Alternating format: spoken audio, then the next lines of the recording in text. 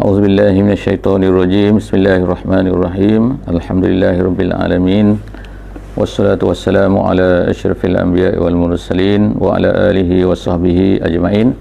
Rabbi shrah li sadri wa yassir li amri wahlul 'uqdatam min lisani yafqahu qawli.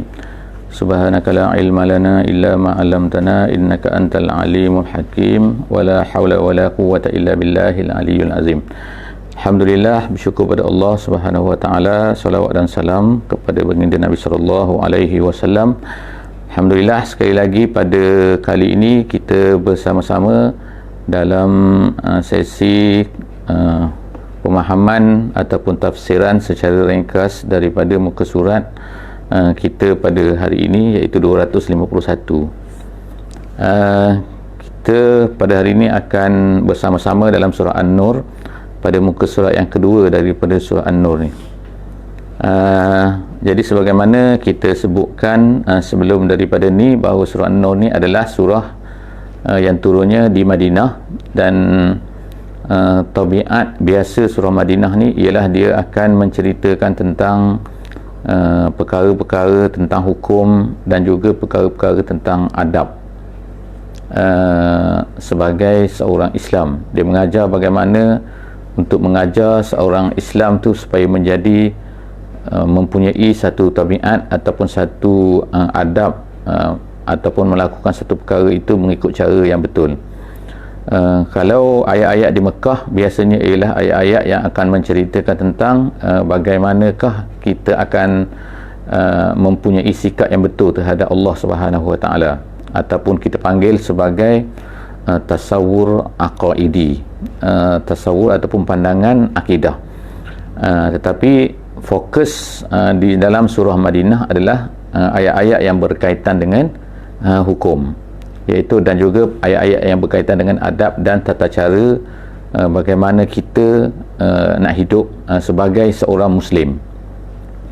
Jadi surah An-Nur dalam muka surat yang kedua, surah An-Nur ni, kalau dalam muka surat yang pertama, surah An-Nur, ia lebih menekankan tentang, banyak bercerita tentang hukum-hukum, iaitu hukum orang yang berzina dan juga hukum orang-orang yang menuduh orang lain dengan berzina. Tetapi dalam surah muka surat yang kedua daripada surah ini, dia lebih banyak, kita akan dapat lihat, dia lebih banyak bercerita tentang bagaimana sikap kita terhadap seorang Muslim yang lain, iaitu bila berlaku apa-apa terhadap saudara-saudara kita semuslim, maka kita mestilah mempunyai satu sikap dan cara yang tertentu. Muka surat ini banyak akan tertumpu fokusnya kepada satu perkara, satu peristiwa yang telah berlaku di zaman Nabi sallallahu alaihi wasallam, iaitu peristiwa dipanggil sebagai peristiwa hadisul ifki. Hadisul ifki ni, hadis tu maknanya peristiwa.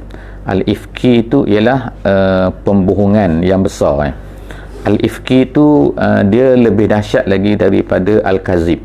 Al-kazib ni maknanya penipuan, tapi al-ifki ni, al-kazibu al-ifku lah, asalnya al-ifku kan, tapi bila disebutkan hadisu, jadi hadisu al-ifki gitu kan, baris bawah, ki itu baris bawah, tapi asalnya adalah al-ifku. Jadi al-ifku ni ialah pembohongan yang sangat-sangat besar lah. Kalau kecil dipanggil al-kazib je, penipuan yang kecil. Ianya berlaku di zaman Nabi sallallahu alaihi wasallam, iaitu dalam satu peristiwa yang dipanggil sebagai peperangan Bani Mustaliq. Ketika Nabi sallallahu alaihi wasallam keluar bersama dengan sahabat-sahabatnya dan menuju kepada satu bani, nama dia Bani Mustaliq. Jadi dia bukan nak berceritakan tentang apa yang berlaku dalam peristiwa Bani Mustaliq itu, tetapi dalam perjalanan pulang, ketika dah hampir nak sampai ke Madinah ni, maka Nabi SAW, kalau Nabi keluar daripada Madinah, maka dia akan cabut undi kan, di kalangan isteri-isteri baginda. Maka yang terundi pada masa itu ialah Aisyah radhiyallahu anha. Jadi lepas daripada tu, jadi dalam perjalanan balik, maka berlakulah peristiwa ni. Peristiwa apa? Iaitu tabiatnya biasanya lah orang Arab ni, mereka ni akan berjalan pada waktu malam, sebab siang hari panas Jadi kalau siang hari mereka akan berhenti, tapi pada waktu malam mereka akan berjalan biasanya. Jadi peristiwa ni berlaku ketika mereka berhenti rehat sebentar di satu tempat tu. Kemudian Aisyah ni keluar daripada dipanggil haudash. Haudash ni ialah rumah kecil tu yang diletakkan di atas unta. Jadi haudaji, dia kata haudaji tu rumahku, tempat duduk kecil tu kan. Jadi biasanya dia akan tertutup, jadi perempuan akan duduk di atas haudash tu, unta tu. Jadi ketika unta tu dah berehat semua, jadi Aisyah ni ada keperluan lah, mungkin nak qada hajat dia dan sebagainya, kemudian dia keluar daripada haudash tu, kemudian dia pergi qada hajat dia, mungkin jauh sikit lah daripada orang kan, takkan kat situ kan. Jadi maknanya bila dia pergi kat situ, kemudian dia pun balik lah bila selesai semua. Bila dia balik semula ke unta dia tu, tiba-tiba dia rasa bahawa rantai dia tu hilang. Rantai dia ni bukanlah rantai macam kita ni kan, rantai emas macam tu kan, dia rantai-rantai simple je, apa dibuat simple-simple je ni. Jadi kemudian bila dia rasa rantai dia tu hilang, dia pun pergi cari balik, pergi ke tempat tadi tu. Jadi mungkin tempat tu agak jauh sikit. Jadi selepas daripada dicari-cari tu agak lama sikit, kemudian jumpalah. Tapi bila dia patah balik ke tempat perkhemahan tadi tu, semua orang-orang yang berkhemah semua tu dah berjalan dah.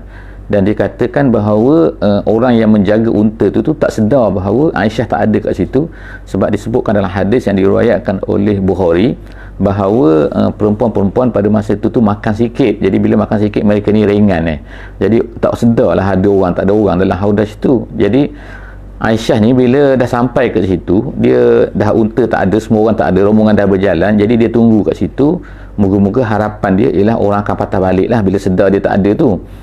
Tapi akhirnya dia tertidur di situ. Bila dia tertidur, jadi kebetulan ada seorang sahabat bernama Safwan. Safwan ni dia ni berjalan lambat. Mungkinlah ada sebab-sebab dia tak ceritalah sebab dia kat situ dalam hadis tu. Tetapi bila dia sampai kat situ, dia tengok ada satu perempuan yang maknanya pakaian gelap lah kan tapi dia terpandang, dia kenal Aisyah sebab dia pernah tengok Aisyah masa sebelum daripada hijab diwajibkan. Jadi pada masa tu hijab telah diwajibkan, jadi Aisyah tak buka tak tutup muka dia pada masa tu. Jadi Safwan ni kenal Aisyah, dia pun berkatalah inna lillahi wa inna ilaihi raji'un. Jadi bila disebut macam tu, Aisyah pada masa tu tertidur, jadi terkejut. Jadi Aisyah pun terkejut, jadi bangun. Kemudian Safwan ni meletakkan unta dia kat situ, suruhlah Aisyah ni naik. Jadi Aisyah naik atas tu, kemudian mereka pun berjalan lah. Masa tu dah siang dah. Jadi mereka berjalan sampailah kepada rombongan yang telah berjalan tu, sampai ke satu tempat dan berhenti kat situ. Jadi pada masa tu, oleh kerana siang, orang semua tengok pada masa tu kan, orang tengok dua orang berjalan, iaitu Aisyah yang duduk atas unta. Of course lah kan tak ada pada masa tu haudash tu atas unta Safwan kan, sebab dia lelaki kan. Safwan tu unta di mana ada haudash kan. Jadi dia pun sampai kat situ, orang pun startlah bercakap. Jadi orang yang mula-mula sekali bercakap, yang menimbulkan fitnah tu ialah Abdullah bin Ubay bin Salul. Abdullah bin Ubay bin Salul ni pada masa tu dikatakan lebih kurang tahun yang kelima. Jadi pada masa tu dia ni dah kira sebagai munafik dah masuk Islam dah dia.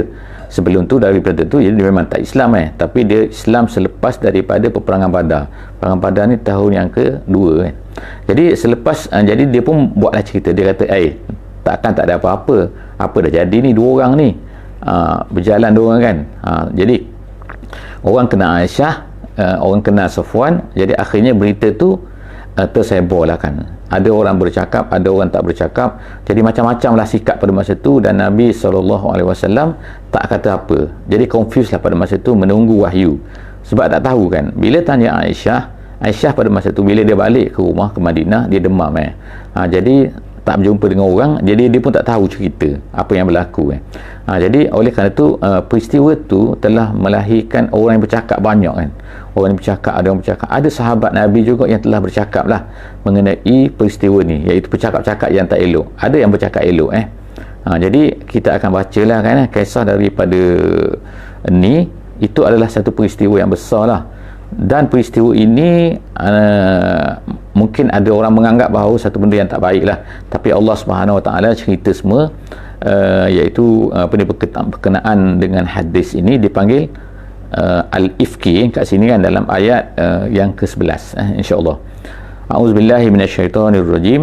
Innal ladzina ja'u bil ifki usbatun minkum. Innal ladzina ja'u bil ifki usbatun minkum. Yang pertama sekali Allah Ta'ala beritahu bahawa sesungguhnya orang-orang yang datang dengan ifki, dengan berita bohong yang sangat dahsyat ini adalah usbatun minkum, satu kumpulan daripada kamu, bukannya orang luar, bukan orang lain dan sebagainya. Jadi usbatun ini kalau ikut dalam bahasa Arab adalah satu jumlah di antara 10 hingga 40, itu usbatun. Jadi bila Allah sebut macam tu, maknanya orang yang terlibat tu sebenarnya berada dalam lingkungan bilangan tu lah. Dan ketua dia of course lah kan yang kita sebut tadi, iaitu Abdullah bin Ubay bin Salul, ketua munafik. Jadi orang ramai kata pemuda mau buruk lah benda ni kan, tetapi Allah Subhanahu Wa Taala kata la tahsabu syarran lakum bal huwa khairul lakum. Jangan kamu rasa bahawa ia tu buruk bagi kamu, tapi dia sebenarnya adalah baik bagi kamu. Apa dia peristiwa ni? Jadi ada orang, mungkin orang rasalah kan apa-apa yang buruk ni kita kata buruk lah, tapi sebenarnya bila dia berlaku, dia adalah baik, iaitu ada sebab dia. Maka Allah Ta'ala yang tahulah kan hikmahnya dan semuanya, iaitu hikmah yang disebutkan kat sini, yang disebutkan oleh ulama-ulama tafsir, ialah terbongkarnya kejahatan orang-orang munafik. Jadi maknanya orang munafik ni satu demi satu benda-benda tentang orang munafik ni akan terbongkar melalui peristiwa-peristiwa. Jadi kalau tidak ada peristiwa ini, maka kita tak tahulah siapa tu munafik kan, ataupun orang ni sebenarnya. Jadi bila habis berlaku peristiwa ifki ni, terbongkar semua kan cerita orang munafik. Maknanya orang munafik ni memang bohong, memang teruk, memang jahat, memang ketua dia kan. Walaupun dia terlepas, iaitu Abdullah bin Ubay bin Salul kan, dalam cerita ni, dalam peristiwa ni, lama juga peristiwa ni kan. Jadi apa ni, walaupun dia terlepas, dia tak dikenakan hukuman sebab dia tak mengaku. Dia katakan dalam sirahnya, dia menolak lah, dia kata aku tak kata dan sebagainya kan. Jadi Nabi berdasarkan, tapi orang semua dah tahu lah kan, sedikit demi sedikit lah, sampailah kepada peristiwa-peristiwa, sampailah kepada akhirnya sifat-sifat orang munafik tu terbongkar satu demi satu, termasuk melalui peristiwa ini. Jadi Allah Ta'ala kata likulli imri'in minhum maktasaba minal ismi, setiap orang tu akan dapat dosa dia. Wallazi tawalla kibrahu minhum, dia kalau ikutnya kibrahu ataupun kubrahu minhum lahu azabun azim. Dalam bahasa Arabnya kibrahu tu maknanya benda yang paling besar lah. Tawalla kibrahu makna orang yang paling jahat yang buat benda tu, iaitu Abdullah bin Ubay lah sini kan. Lahu azabun azim, Allah Ta'ala kata dia mendapat azab yang paling besar. Jadi ikut penafsiran daripada ayat ni sangat-sangat panjang lah kita kata kan, dengan hadisnya yang sangat panjang berkenaan dengan peristiwa ni, dan juga sirahnya juga panjang tapi saya tak ceritalah kat sini kan. Kemudian ayat 12 daripada surah ini, Allah Ta'ala kata laula. Laula ni ialah Allah Ta'ala nak mengajar orang mukmin kan. Laula tu maknanya kalaulah, tidak. Kalau ikutlah terjemahan dia kan, laula maknanya kalau ikut makna dia pula ialah sepatutnya macam ni, sepatutnya gitu kan dalam bahasa Melayunya. Iza sami'tumuhu zannal mu'minuna wal mu'minatu bi anfusihim khaira wa qalu haza ifkun mubin. Jadi sepatutnya gini, sepatutnya. Jadi Allah tu kata, kalau bila kamu dengar islami'tumuhu, ketika kamu dengar apa yang patutnya ada pada diri kamu, hendaklah kamu zonnal mu'minuna wal mu'minatu bi anfusihim khaira. Hendaklah setiap orang daripada mukmin dan mukminat ni dia kena bersangka baik. Kita panggil husnuzon lah kan sini kan. Tapi Allah Ta'ala kata zonna bi anfusihim khaira. Jadi orang Melayu panggil husnuzon, tapi kat sini zon khaira. Zon khaira bi anfusihim, terhadap sesama mereka. Jadi kita sini ulama tafsir kata maknanya sini ialah kan, bila sesama mukmin, sesama orang Islam lah maknanya, iaitu kita hendaklah mendahulukan husnuzon, mendahulukan zon yang baik. Zon yang baik maknanya menolak, menafikan satu benda yang tak elok, yang orang cerita tentang satu benda terhadap orang mukmin tu, kalau kita dengar is-sami'tumuhu wa qalu, dan hendaklah yang berkata. Jadi dua benda lah kan. Yang pertama sekali ialah kita kena bila dengar tu zon tu makna dalam hati kan, sangkaan, hendaklah buang sangkaan yang tak elok terhadap orang mukmin. Kemudian yang kedua, hendaklah qalu haza ifkun mubin, berkata tu maknanya dengan mulut kan. Jadi dua tindakan yang sepatutnya kena ada pada seorang mukmin bila mendengar berita-berita macam ni, iaitu zon baik, dan yang kedua tak ada, ni nipu semua, bohong semua, haza ifkum mubin, ni semua tipu gitu jadi bukannya mulut saja, tapi zon dalam hati tu ada juga tu makna tak cukup kan, dia kena dalam hati dan juga mulut tu kena bercakap. Kalau dalam hati saja dengan mulut tak sebut, tak jadi juga tak menolak kan. Jadi dengan mulut, hati pun kena ada zon yang baik, dan mulut pun kena kata bahawa ini adalah penipuan. Seterusnya ayat yang ke-13 laula ja'u alaihi bi arba'ati syuhada. Allah Ta'ala sebut kat sini lagi, iaitu berkaitan dengan apa yang kita baca pada muka surat sebelum daripada ni, iaitu apa, sepatutnya orang yang kata macam tu dia kena bawa 4 orang saksi. Jadi maknanya setiap tuduhan, setiap nak kata apa-apa tentang perkara yang tak elok ni, ialah mesti kena bawa saksi kan. Kalau tak ada saksi, tak boleh sebut kan. Maknanya kena menafikan awal-awal lagi. Jadi bila orang tu dah ada bawa saksi yang betul lah, pada masa tu barulah masuk kepada mahkamah dan sebagainya kan. fa izlam ya'tu bisyuhada fa ulaika indallahi humul kazibun. Jadi Allah Taala kata kat sini, kalau tak ada saksi maka itu adalah pembohongan. Situ adalah di sisi Allah mereka ni adalah penipu. Maknanya tak boleh. Walaupun orang tu kata seorang dia tengok sendiri pun, tapi kalau tak ada saksi tak boleh terima juga jadi dia tak bolehlah mendakwa, tak bolehlah mengata jadi dia kena diam sajalah kalau dia tengok seorang-seorang satu peristiwa yang tak elok tu berlaku. Kemudian seterusnya lagi ayat yang ke-14, walaula fadlullahi alaikum wa rahmatuh fid dunya wal akhirah lamassakum fima afattum fihi azabun azim. Jadi dalam ayat ni ada sebelum daripada ayat ni kita ada baca, iaitu walaula kan, walaula fadlullahi alaikum wa rahmatuh, kalaulah tidak kerana kurniaan Allah dan juga rahmatnya. Ayat sebelum daripada ni kita pernah baca muka surat yang 250 hari itu, iaitu ada juga ayat ni tapi dia tak ada jawapan. Tapi dalam ayat ni ada jawapan. Ada jawapannya, kalaulah tidak kerana kurnia Allah, nescaya akan kamu ni akan terkena apa yang kamu tenggelam dalamnya tu, kamu berguluman dalam tu, ma'afattum fihi azabun azim. Azabun azim maknanya kamu akan terkena azab. Kalaulah tidak, maknanya Allah Ta'ala tidak kenakan azab pada mereka, tapi kalaulah tidak kerana kurniaan Allah dan juga kerana kasihan belah Allah, nescaya kamu ni kena azab. Kemudian ayat seterusnya situ, maknanya sini adalah ayat tu nak katakan bahawa Allah Ta'ala marahlah kan kepada orang mukmin yang berguluman dengan benda tu, yang buat salah yang campur tenggelam tu. Jadi ada di kalangan orang-orang mukmin pada masa tu yang selamatlah, yang praktis benda ni kan. Sebelum daripada ayat ni turun lagi, mereka dah praktis benda ni, iaitu siapa? Iaitu Abu Ayyub Al-Ansari dan juga isterinya. Jadi Abu Ayyub ni pernah tanya kepada isterinya, ataupun dalam satu riwayat lain dia terbalik kan, Ummu Ayyub ni, Ummu Ayyub ni isteri dia, suami dia Abu Ayyub.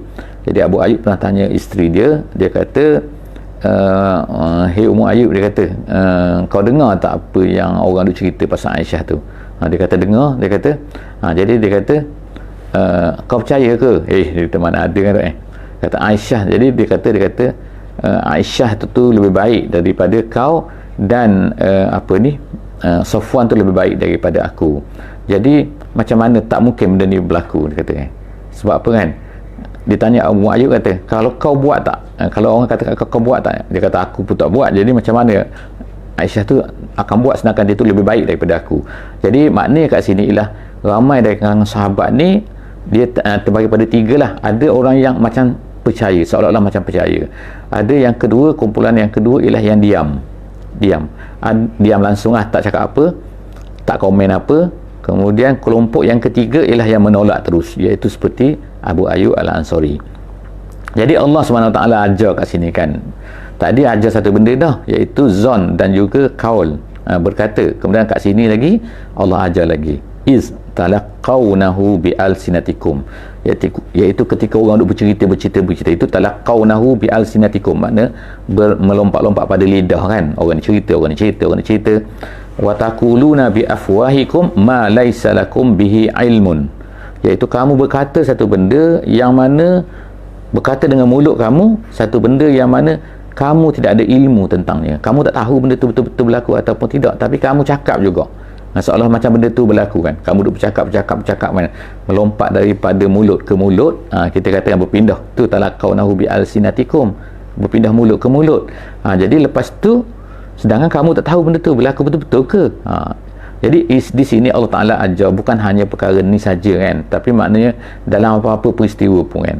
Terutama sekarang kan, kita kan dalam PKP kan, bila PKP ni macam-macam orang bercakap kan, ada orang bercakap suka menyebor kan, tak ada kerja kan, tak tekan copy paste, tengok berita palsu kan. Itu maknanya tu talaqawnahu bi alsinatikum lah, tu macam tu kan. Kamu bercakap satu benda tapi kamu tak tahu sangat benda tu, tapi sebab copy paste je, sebab macam seronok, suka hati, benda kan best macam cerita ni, copy paste. Jadi Allah Subhanahu Wa Taala kata kat sini, wa tahsabunahu hayyinan, kamu anggap benda ni macam ringan kan, macam kecil. Tahsabu, kamu sangka benda ni kecil, tapi sebenarnya wa huwa indallahi azim, tapi sebenarnya benda tu besar. Jadi benda yang berkaitan apa-apa sebenarnya, benda-benda yang berkaitan dengan maruah orang kan contohnya, ataupun benda yang berkaitan dengan kadang-kadang memberi efek kepada orang kan, terutama sekarang lah kan bila kita katakan macam ni, kita kata oh okey lah, boleh rentas negeri, kita kata tak ada masalah dah. Tengok sebenarnya kita copy paste je, tengok orang pun pergilah, dan sebab orang baca benda tu orang kata boleh rentas negeri, sampai selepas 150 km ke, lepas 200 km, tengok sampai kat sempadan tak boleh nak berentas, tengok pun kena saman pula contohnya kan. Jadi tengok kita yang menyebarkan menyebabkan berlakulah benda-benda tak elok. Jadi sebenarnya kat sini bila yang berlaku tentang maruah ni, tahsabuhu hayyinan, kamu mudah kan tekan je copy kan, tu dah copy macam tu kan, hayyinan, tapi sebenarnya benda tu adalah besar. Jadi kena anggap jangan mudah-mudahlah kan nak buat benda-benda yang menyebabkan tu orang walaula isami'tumuhu qultum, sekali lagi Allah Ta'ala kata walaula kan, sepatutnya macam mana ketika kamu dengar ni, qultum ma yakunu lana an natakallama bihaza, sepatutnya Allah Ta'ala kata kamu kena kata macam ni. Kata ni berkata yang tadi zon ni berkata pula, iaitu kata apa lagi, ma yakunu lana an natakallama bihaza, sepatutnya kita tak cakap macam benda ni. Ma yakunu lana an natakallama bihaza, sepatutnya kita tidak bercakap benda ni, kita tak bersembang lah benda ni kan. Sepatutnya kita diamlah sudah, ataupun menafikan, menolaknya kan. Subhanak haza buhtanun azim, dan sepatutnya kita kata subhanallah, ini adalah satu benda yang besar kan. Buhtan ni penipuan yang besar. Kemudian ya'izukumullah an ta'udu limislihi abada in kuntum mu'minin. Allah Ta'ala bagi amaran kat sini kan, Allah Ta'ala nasihatkan kamu, memberi pengajaran kepada kamu supaya jangan kamu balik semula buat lagi benda ni sekali lagi kalau kamu ni beriman. Kemudian Allah Ta'ala sebutlah akhirnya kan, wa yubayyinullahu lakumul ayat wallahu alimun hakim, dan seterusnya ialah innal lazina, Allah Ta'ala bagi amaran yang terakhir kat sini kan dalam ayat ni, iaitu siapa-siapa yang suka. Ini secara umumnya kan, iaitu siapa-siapa yang suka, yuhibbuna an tashi'al fahishah, suka benda-benda yang buruk ni tersebar, fil lazina amanu, di kalangan orang yang beriman, lahum azabun alim fid dunya wal akhirah. Allah Ta'ala kata dia akan terkena azab yang dahsyat, yang teruk di dunia dan akhirat.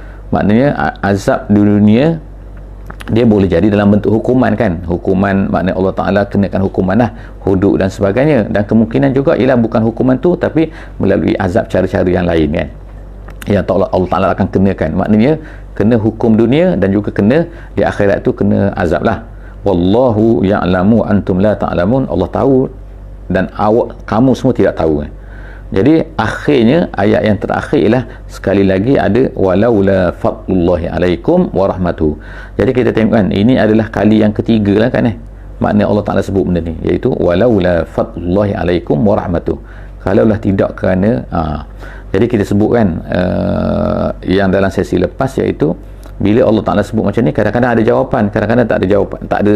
Dia kata walaula, kalaulah tidak, nescaya gini, kalau tidak. Tapi yang di sini tak ada pula kan, dia kata kalaulah tidak kerana rahmat Allah, jadi tak ada jawapan. Lepas tu terus ada wa annallaha raufun rahim, Allah Ta'ala itu sangat rauf dan juga sangat rahim. Maknanya ulama-ulama kata lagi ada jawapan di sini, kalaulah tidak kerana rahmat Allah itu, nescaya kamu akan, itu jawapan dia, bukan jawapan yang mahzuf dipanggil, yang tak disebut, yang tak tapi difahami secara tidak langsungnya, ialah nescaya kamu akan ditimpa dengan azab serta-merta kalau tidak kerana tidak kerana rahmat Allah Subhanahu Wa Taala dan juga kurniaan Allah Subhanahu Wa Taala dengan apa yang berlaku ini. Tapi alhamdulillah cerita tu peristiwa ni telah tamat dengan turunnya ayat ni, membersihkan Aisyah radhiyallahu anha, dan juga maka selepas daripada tu beberapa orang sahabat dihukumlah tetapi sebagai kita sebut tadi, Abdullah bin Ubay bin Salul dia tu terlepas Jadi sebab apa? Sebab adalah dia menafikan. Jadi cerita tu panjang lagi lah kan. Jadi boleh tengoklah, insyaAllah boleh refer lagi kepada kisah ni dalam buku-buku yang sahih insyaAllah. Wallahu a'lam bissawab. Kita tutup dengan tasbih kifarah dan surah wal asri. Subhanakallahumma bihamdika asyhadu an la ilaha illa anta astaghfiruka wa atubu ilaik. Bismillahirrahmanirrahim. Wal 'asri innal insana lafi khusr illa alladziina aamanu wa 'amilus solihati wa tawassaw